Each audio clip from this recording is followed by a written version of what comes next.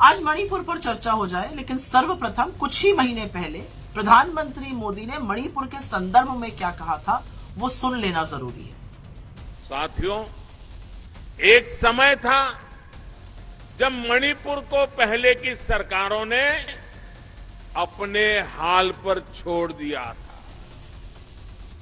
जो दिल्ली में थे वो सोचते थे कि कौन इतनी तकलीफ उठाए, कौन इतनी दूर जाए। जब अपनों से ऐसी बेरुखी रहेगी तो दूरियां बढ़ेगी। तो सुना आपने, लेकिन 40 दिन से ऊपर हो गए, मणिपुर लगातार जल रहा है। मणिपुर इस देश का हिस्सा है, इस देश का एक राज्य है।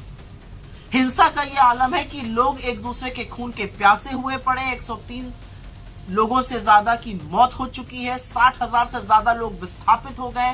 तमाम बिल्डिंग फूंक दी गई है। आम लोगों का, विधायकों का, सांसदों का घर तो जल के स्वाहा हो ही गया था। अब बीजेपी के अपने एक मंत्री का घर जल के खत्म हो चुका है। कानून व्यवस्था पूरी तरह से ध्वस्त है। स्थिति संभले नहीं संभल रही है, इनफैक्ट बद से बदतर होती जा रही है। लेकिन ऐसा प्रतीत होता है कि दिल्ली की भाजपा सरकार को मानो कोई फर्क ही नहीं पड़ रहा है। स्थिति राज्य सरकार से कंट्रोल नहीं हो रही है। दिल्ली के हुक्मरान हाथ पे हाथ धरे बैठे हैं। ऐसा नहीं, अमित शाह गए थे वहां पर, लेकिन वो पर्यटन करने गए थे या समस्या का समाधान खोजने गए थे, मुझे नहीं पता। मैं नहीं समझ पा रही हूं, क्योंकि उनके आने के बाद से तो हिंसा और भड़क गई है। कर्फ्यू लगा हुआ है और लगातार हिंसा हो रही है, लगातार लोग मारे जा रहे हैं। तो स्थिति इतनी कंट्रोल से बाहर कैसे हो गई है? इस देश के प्रधानमंत्री जब वहां पर चुनाव प्रचार कर रहे थे, नरेंद्र मोदी जी, तो अगले 25 साल की नींव रखने की बात करते थे। अब जब हिंसा भड़की हुई है तो ना शांति की एक अपील है, ना एक सार्वजनिक रूप से उन्होंने शब्द बोला है इस हिंसा के खिलाफ, इन मौतों के खिलाफ। और अब तो वो भयावह सच सामने आ रहे हैं जहां पता चल रहा है कि चुनाव जीतने के लिए हेमंतो बिस्व शर्मा, राम माधव और भारतीय जनता पार्टी ने मिलकर उग्रवादी संगठनों का सहारा लिया था।